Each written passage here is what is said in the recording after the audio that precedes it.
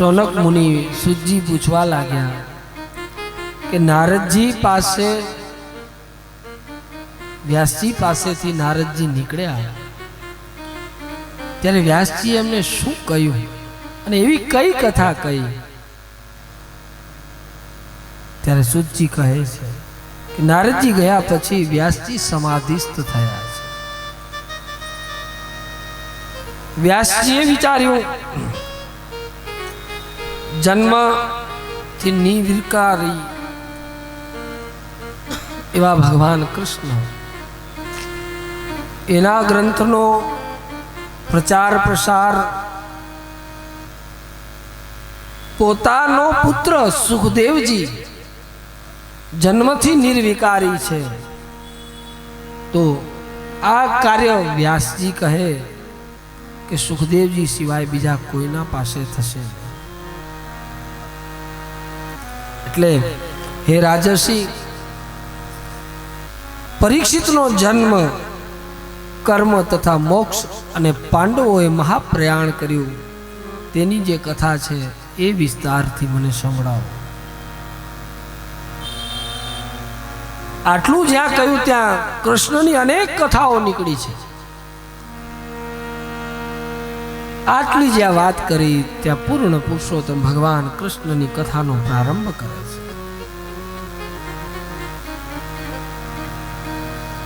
शुरुआत महाभारतना प्रसंगोथी लीधुं छे। कुरुक्षेत्रना अनेक वीर योद्धाओ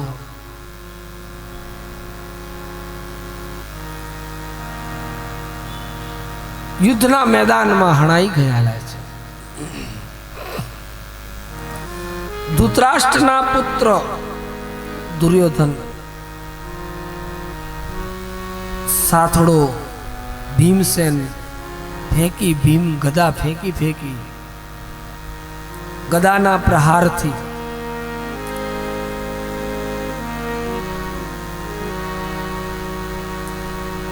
एक पछी एक युद्धना मैदान में हणावा लाग्या छे।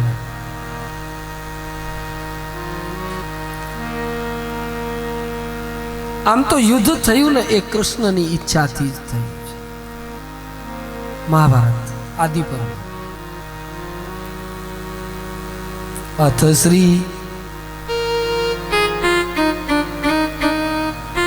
श्री महाभारत कथा। ये कथा केवी छे?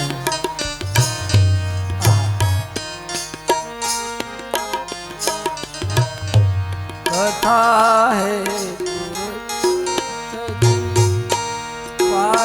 की परमार्थ की सारथी जिनके बने श्री कृष्ण जी और पार्थ की। अथ श्री महाभारत कथा। अथ श्री महाभारत कथा। सतदी को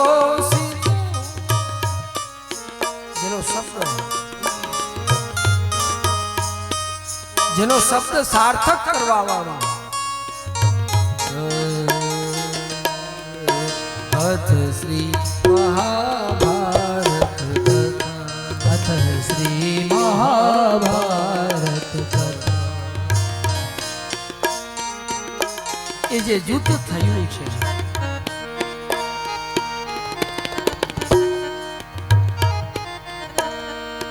ये कौरवों अने पांडवोना कहेवाथी नहीं कि नहीं के धृतराष्ट्र की इच्छा थी।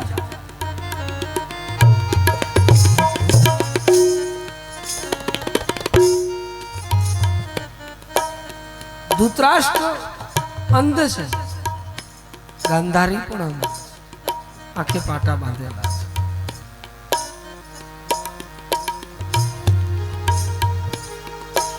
आम तो महाभारत नो प्रसंग थाय एटले एम थाय कि क्यांथी उठाव महाभारत क्यांथी लव अने कोने छोड़ू।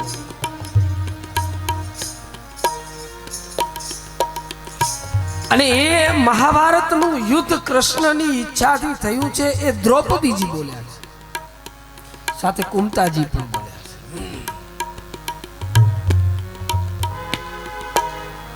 અને એ યુદ્ધ કોઈ સામાન્ય યુદ્ધ નહોતું, એ ધર્મનું યુદ્ધ હતું. એટલે જ ભગવદ્ ગીતા પહેલો શ્લોક, ધર્મ ક્ષેત્રે કુરુ. તમે વિચાર તો કરો, પહેલો શબ્દ ધર્મ લખાયો છે મહર્ષિ અરવિંદ.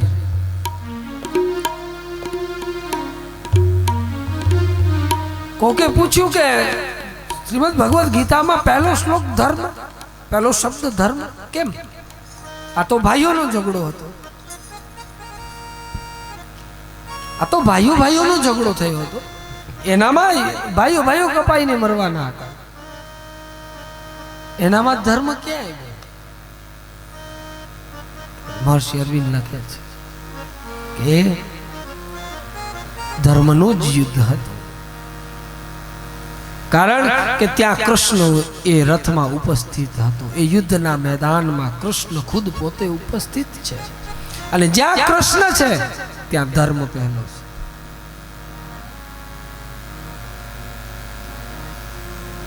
અથ શ્રી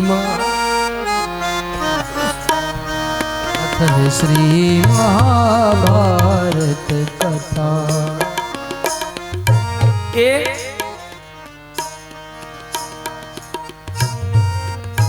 ધૃતરાષ્ટ્ર સંજયને કહેતો હોય, જો તો ખરો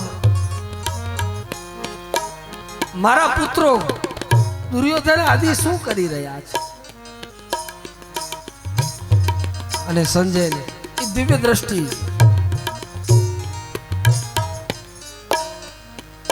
અને એ સમયે ધૃતરાષ્ટ્ર પોતાના પુત્રોને માયાવીત થઈ મોહમાં રહી અને પોતાના જ પુત્રનો હિત જોવા માટે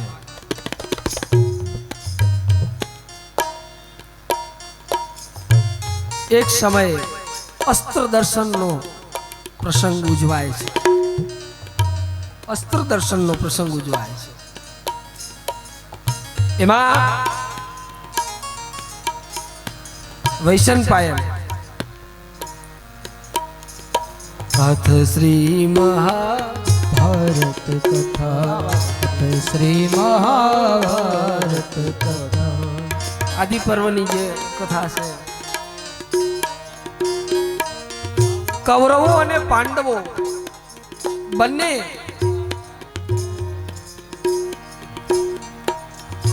એ સમયે સંપૂર્ણ આખી સભા ભરાયેલી છે, એનામાં ધૃતરાષ્ટ્રની એન્ટ્રી આગમન થાય છે.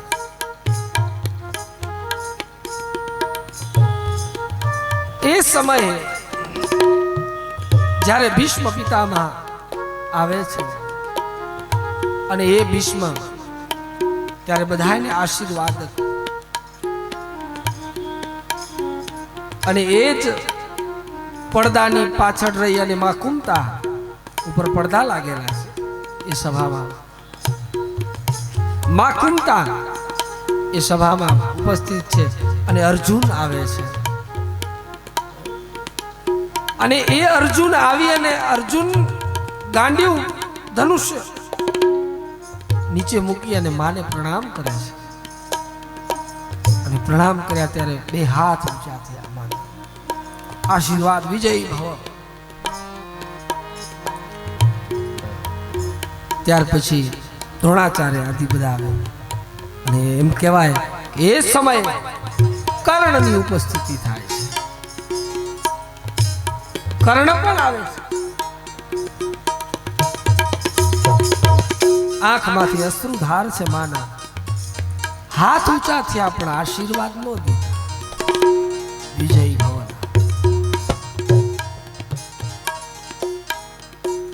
ગુડાકેશ અર્જુનને, પણ અહીં પાંડવોનો ધનંજય એ ખાલી અર્જુન નહીં, ભગવાન કૃષ્ણ પાંડવા નામ ધનંજય, એ પાંડવોમાં ધનંજય અર્જુનમાં હું છું એ જ્યારે ઘોષણા કરવા વાળું, એ ત્યારે ખાલી અર્જુન નહીં, કૃષ્ણની ઉપસ્થિતિ, આખી સભા ભરાયેલી છે. એ આખી સભામાં આ શસ્ત્ર દર્શનની સભા છે, અને એક સભા હતી સોગઠાબાજીની, એમાં દ્રૌપદીના ચીરહરણ થાય છે. એ સમય દ્રૌપદી બધાને પુકાર કરે છે કે આજ ભીષ્મ એ સભામાં ઉપસ્થિત છે,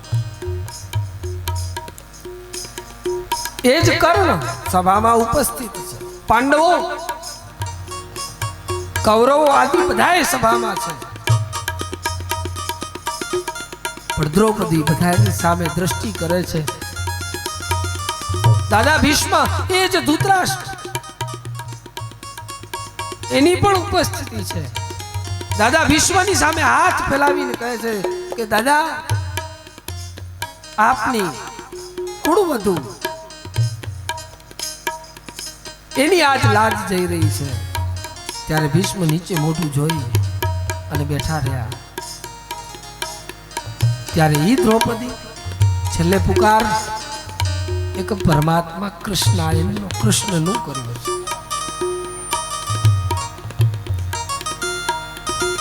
ઈ દ્રૌપદી ઈ કૃષ્ણને એમ કહે છે કે મારા જે 5 પુત્રોની હત્યા થઈને એમાં કૃષ્ણ તારો હાથ છે. અર્જુન કહે દ્રૌપદી શું બોલી રહ્યા છો? તમે કૃષ્ણ ઉપર આક્ષેપ કરો છો? નહીં. જો યુદ્ધની એને ખબર હોય કૃષ્ણને, આ કૌરવો પાંડવોનું યુદ્ધ થયું એને એની ખબર છે, ખબર જ હતી. લાક્ષાગ્રહની પણ એને ખબર જ હતી. જો એના જાણમાં હોય અને યુદ્ધ થતું હોય તો મારા 5 પુત્રોની હત્યા થઈ એની જાણમાં જ હશે, છતાં મને કીધું નહીં.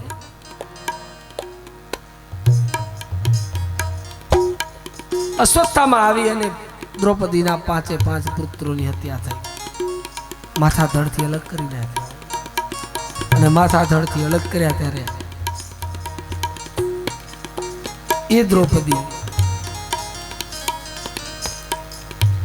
અશ્વત્થામાને પકડીને લાવે છે. આ કથા બધા જાણીએ છીએ આપણે. અશ્વત્થામાને પકડીને લાવે છે ત્યારે જ્યારે પકડ્યો ને ત્યારે કૃષ્ણએ એને કહ્યું કે આને દંડિત કરે, આને સજા આપી દે. હવે અર્જુન વળી થોડોક ડાયો બન્યો કે દ્રૌપદીનો એની પાસે લઈ જાય. અને એ સમયે અશ્વત્થામાને પકડીને લઈ આવે છે. ત્યારે પરિણામ કેવું આવ્યું કે દ્રૌપદી કહે છે કે આ અશ્વત્થામાને છોડી દો. પોતાના પુત્રોનો હત્યારો એને એમ કહેવામાં આવ્યું કે છોડી દો.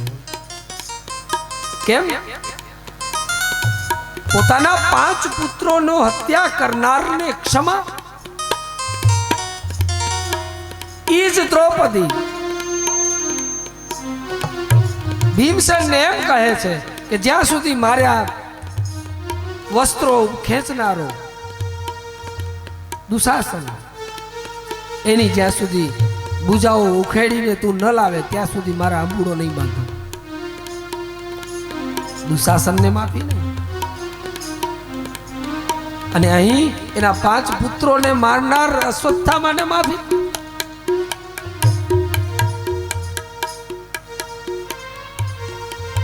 એકનો એક. ત્યારે દ્રૌપદી એવું વાક્ય કહે છે કે મારા તો 5 પુત્રો હતા, એ મૃત્યુ પામ્યા. હવે મારી સાથે તો મારા 5 પતિ છે. આ તો માં ગોમતીનો આ એક ને એક દીકરો છે. એને હવે મારીને મૂકશો તો ગુરુ માતાનું શું થશે?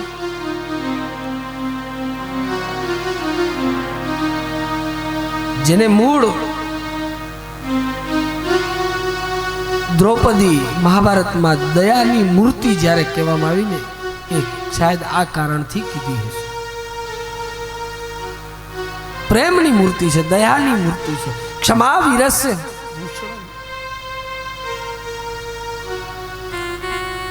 અને એ દ્રૌપદી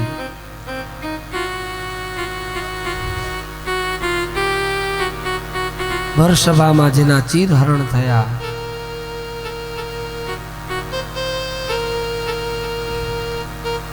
આજે કૃષ્ણએ પણ એનું પોતાનું નામ આપી દીધું છે. દ્રૌપદીનું બીજું નામ કૃષ્ણા છે, કૃષ્ણાય. અને એ દ્રૌપદી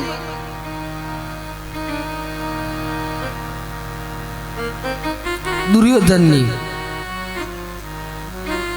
પુત્રવધુ લક્ષ્મણા, કૃષ્ણની દુર્યોધનની પુત્રી અને કૃષ્ણની પુત્રવધુ, દ્વારિકાધીશના આ સાહેબ મહાભારત આદિ પર્વમાં કથા પણ છે. ભગવાનનો 125મો વર્ષગાંઠ ઉજવાતી હતી. 125 વર્ષ દ્વારિકામાં. ત્યારે લક્ષ્મણાને કહેવામાં આવે છે કે એની તો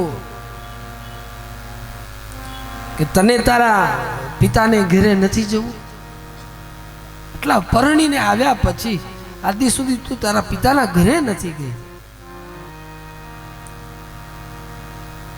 ત્યારે કહે છે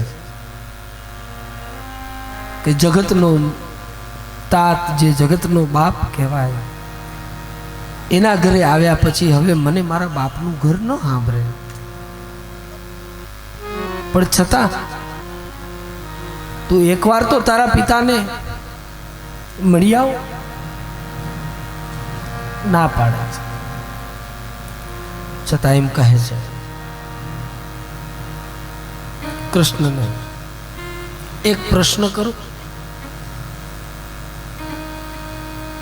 રૂક્ષ્મણી આદિ આટલી મોટી, આટલી બધી સભા તમારા પરિવારની, એનામાં હું પણ એક સદસ્ય બની છું.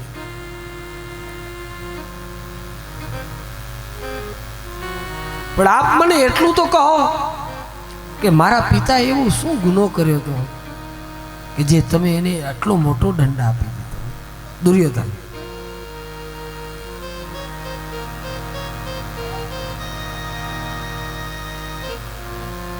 ગુનો કર્યો તો ગુનો કરનાર તો તમે, જેને તમારું ખુદ પોતાનું પ્રાણ એનામાં આપી દીધું છે, તમારું નામ પણ એને આપી દીધું છે, એ દ્રૌપદીએ ગુનો કર્યો. ગુનો તો દ્રૌપદી કર્યો, કારણ કે દ્રૌપદીજી બોલ્યા એટલે આ બધું ઊભું થયું. અને કૃષ્ણ, તમને ખબર નહોતી? તમે જ બધી વ્યવસ્થા ગોઠવી હતી રાજસુ યજ્ઞની. આ યજ્ઞ થતો જ્યાં જલ વહા થલ, થલ વહા જલ, આ વ્યવસ્થા તમારી જ ગોઠવેલી હતી.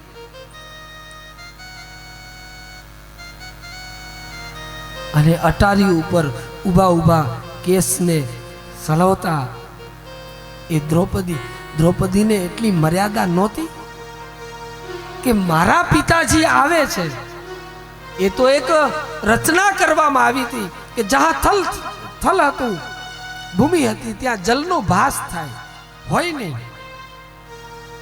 અને જ્યાં જલ વહાં થલનો ભાસ થાય. આવી આ યજ્ઞ સમય દરમિયાન આવી રચના કરવામાં આવી હતી. અને એ સમયમાં તમને પણ ખબર હતી, દ્રૌપદીજીને ખબર હતી. પણ એને કેટલી મર્યાદા રાખી. નહીતર મારા પિતા દુર્યોધન, એ તો સંબંધમાં શું લાગે? પણ છતાં અટારી ઉપર ઊભા ઊભા વાર સલોતા એમ કહે, આંધળા ના તો આંધળા હોય. આ દ્રૌપદી સતી બોલે, આ સતીના વાક્ય છે? આવું હોય જ ન શકે, બને જ નહીં.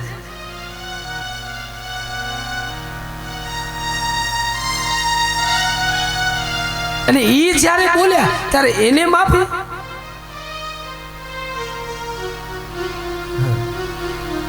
આ પ્રસંગ તો એટલા બધા છે આનમાં, પણ હવે ટાઈમે આ દૂધ આવ્યું એટલે ધ્યાન આવ્યું કે 12 વાગી ગયા છે.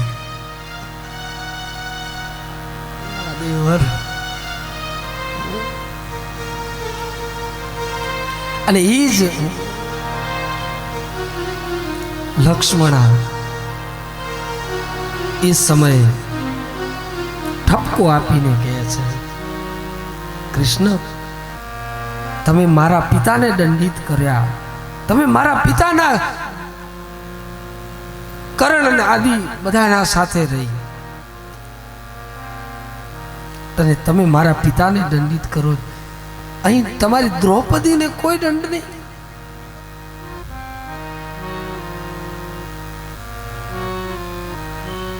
તમારી કૃષ્ણાયલને કોઈ દંડ નહીં, એની કોઈ માન મર્યાદા કઈ નહીં, એને બધી છૂટ.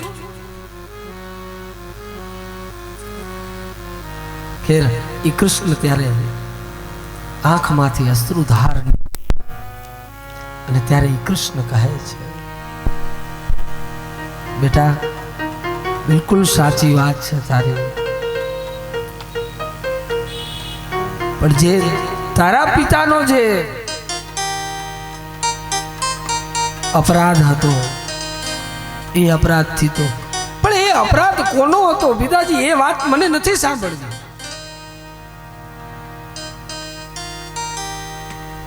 પણ મને એટલું તમે કહો કે એ અટારી ઉપર ઊભા ઊભા એક ઘરની પુત્રવધુ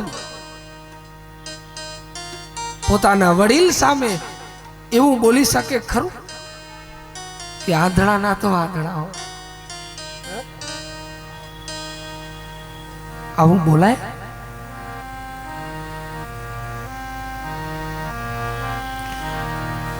દ્રૌપદી કહે, કૃષ્ણ એને લક્ષ્મણાને કહે છે, અહીંયા ભૂલ છે, સ્વીકારે છે, અને એ ભૂલની સજા કૃષ્ણ કહે મને પણ ભોગવવાની છે. ખાલી યદુકુળનો નાશ કરી અને આટલું પર્યાપ્ત પૂરું નથી થઈ જતું, હું મારો પોતાનો પણ આની અંદર નાશ કરવાનો છું. સાહેબ, એ આદિ પર્વમાં તમે જુઓ, બલરામજી સાથે જ્યારે આ વાર્તાલાપ થાય છે ત્યારે ઉદ્ધવજી અને કૃષ્ણ નીકળે છે નગરચર્યામાં રાત્રિના.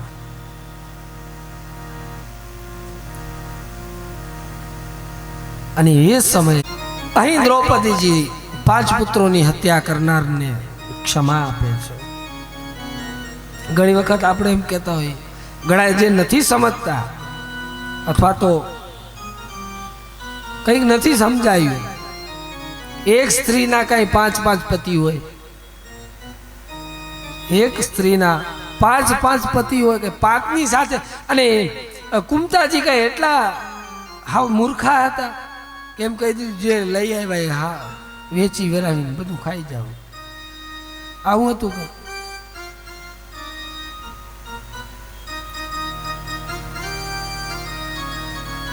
નહીતર દ્રૌપદી પણ કહી શકે કે મત્સ્યવેગમાં જે ધનુષ્ય યજ્ઞ હતો એનામાં અર્જુને મને જીતીને લાવ્યા છે, હું બીજા આ 4 જણા કઈ થોડા મને જીતીને લાવ્યા છે, કહી શકે.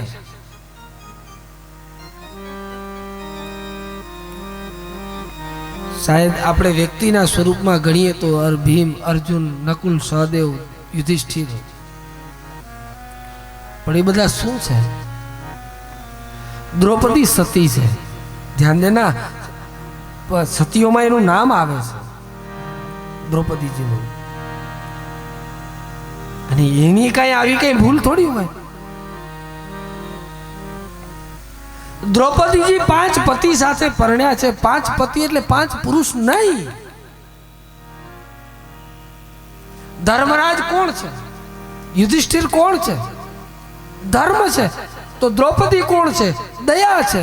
તો દયા કોની સાથે પરણે? સાહેબ, દયા ધર્મની સાથે પરણે, યુધિષ્ઠિર સાથે નહીં.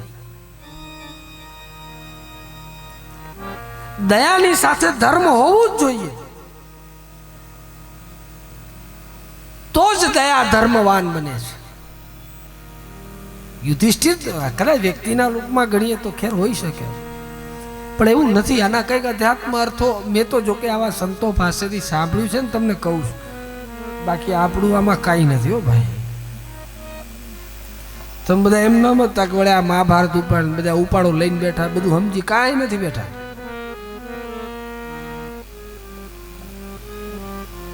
દ્રૌપદી કોણ છે? દયા છે.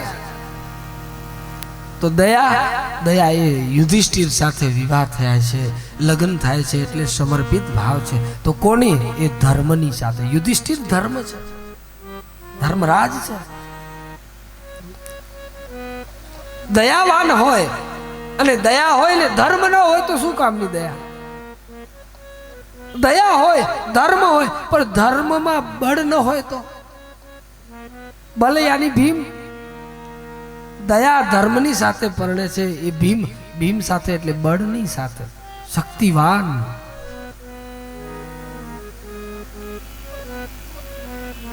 અર્જુન એનું આત્મા છે. અર્જુન આત્મા છે. અને સહદેવ એ જ્ઞાન છે. નકુલ છે, રૂપ છે. દ્રૌપદી આ ધર્મ, બળ, આત્મા, જ્ઞાન અને રૂપની સાથે પરણ્યા છે, નહીં કે કોઈ 5 પુરુષની સાથે.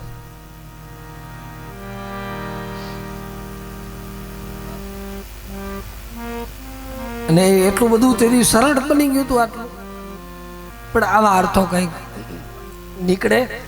અને અહીં દ્રૌપદીજી 5 પતિ સાથે એટલે કે 5 તત્વો સાથે એના વિવાહ થાય છે.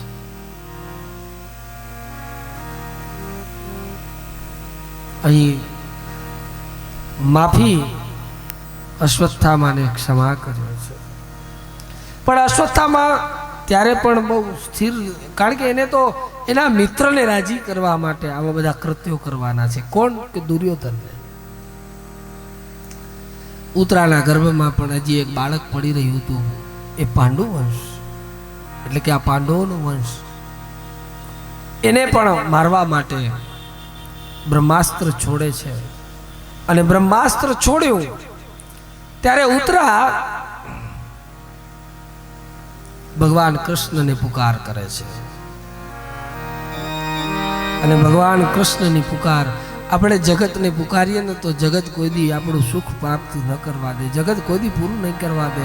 પુકાર કરવી હોય તો પરમાત્માની પુકાર કરવી જોઈએ. પાઈ પાઈ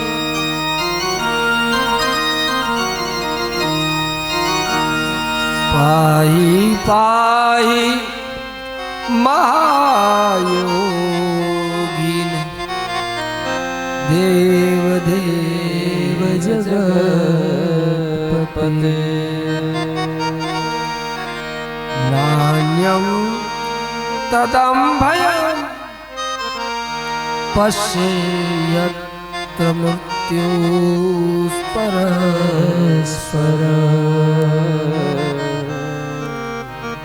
પાહી પાહી મહાયોગી. ભગવાન કૃષ્ણને યાદ કર્યા, તુરંત ભગવાન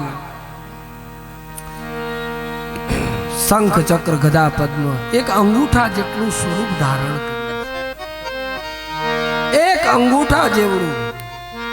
અને અંગૂઠા જેવડું સ્વરૂપ ધારણ કરી અને ઉત્તરાના ગર્ભમાં રક્ષણ કરે છે પેલા બ્રહ્માસ્ત્રથી, અશ્વત્થામાએ છોડેલા બ્રહ્માસ્ત્ર.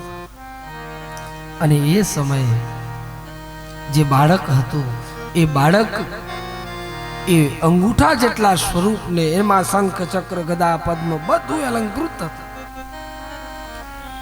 અને એ બાળક તે સમયે માના ગર્ભમાં ભગવાનના દર્શન કરી લીધા. અને એ જે માના ગર્ભમાં દર્શન કર્યા એ રાજા પરીક્ષિત બન્યા. અને એ સમયે જેને માના ગર્ભમાં જેનું રક્ષણ કર્યું હોય એનું મૃત્યુ ન સુધારે એના માટે સુખદેવજી આવ્યા. અહીં એ જ ઉત્તરાના ગર્ભનું રક્ષણ કરી કુંતાજી ભગવાન અહીંથી દ્વારિકા જવા નીકળે છે. કુંતાજી એને પ્રાર્થના કરે છે અને કુંતાજી પ્રાર્થનામાં કહે છે કે પ્રભુ, કારણ કે કુંતાજી જાણે છે કૃષ્ણ કોણ છે અને કૃષ્ણ કુંતાજીને ફૈબા તરીકે જ બોલાવે.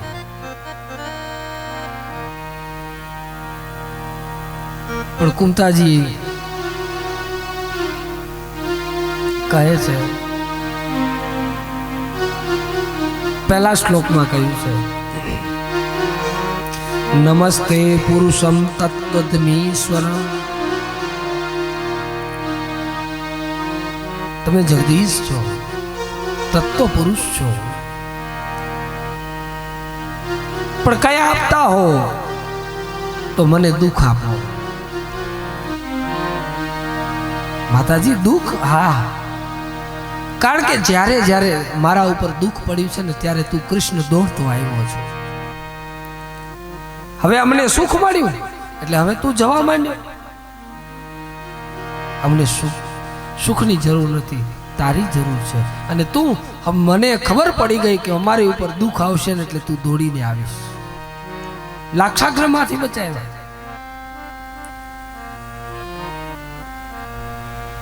અને શ્લોક લખ્યો છે, કુંતાજી બોલે છે પોતાના શબ્દોમાં, વિપદ સંતુ ન શશ્વત જગદ્ગુરુ ભવતો દર્શનમ યસ્ય બેજા વાલા બેજા. હા બસ, જાનુ દીદી બોલે હવે ભલે વાંધો નહીં. તો આ રીતે સુખદેવજી મહારાજ એની જીવન કથાનું વર્ણન કર્યું. આ બધી વિસ્તારથી કથાઓ આવતીકાલ, આજે પ્રથમ સ્કંદ સુધી પહોંચ્યા છીએ, તમે કોઈ ચિંતા કરતા નહીં. અને કાલે બપોરે રામ જન્મ સુધી પહોંચવાના પ્રયાસ કરીશું અને પહોંચી જશું. આપણે તો ગાડી એક્સપ્રેસ છે ને, સુપરફાસ્ટ. રામ જન્મ સુધી બપોરે અને કાલે 2 સત્રમાં કથા રહે. આ લોકો જાહેરાત તો કરશે, હું કહી દઉં, લો ને ભાઈ, મગજમારી નહીં. કાલે 2 સત્રમાં કથા, તમને થોડું વધારાનું. બપોર પછી 4 વાગ્યાથી કરીને 6 વાગ્યા સુધી અને સાંજે 6 વાગ્યા સુધી કૃષ્ણ જન્મ. કાલે ચોથા દિવસે કૃષ્ણ જન્મ સુધી પહોંચશું. આ રીતે કથાનો ક્રમ રહેશે કાલનો. આજે આ કથાને વિરામ આપીએ તોય પૂર્વ 2 મિનિટ હરિનામ સંકીર્તન કરી આ ત્રીજા દિવસની કથાને અહીં વિરામ આપીશું.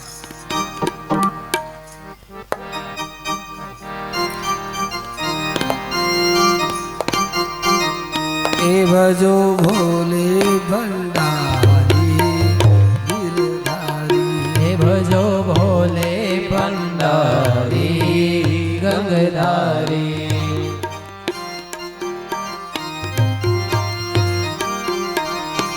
ભજો રાધે ગોપાલા ગોપાલા, ભજો રાધે ગોવિંદા ગોપાલા ગોપાલા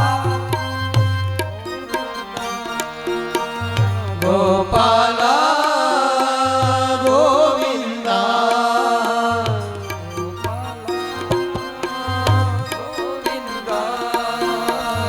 ગોપાલા ગોવિંદા.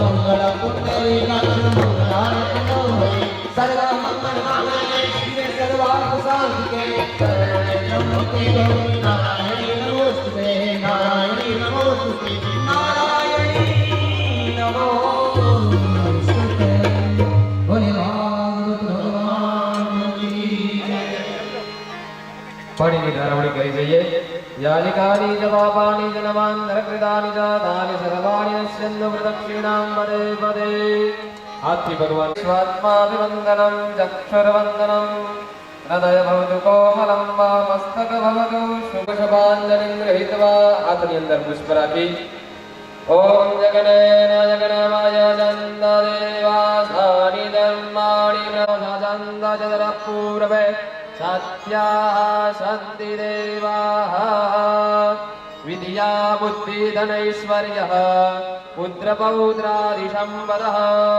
પુષ્પાંજલિર્પ્રદાનેન દેહિ મે વાંఛితం ફલम् પૂર્વસ્વ પુરાણ પુરુષોત્તમાય નમઃ મંત્ર પુષ્પાંજલિં સમર્પયામિ પ્રાર્થના પૂર્વક નમસ્કારાन् સમર્પયામિ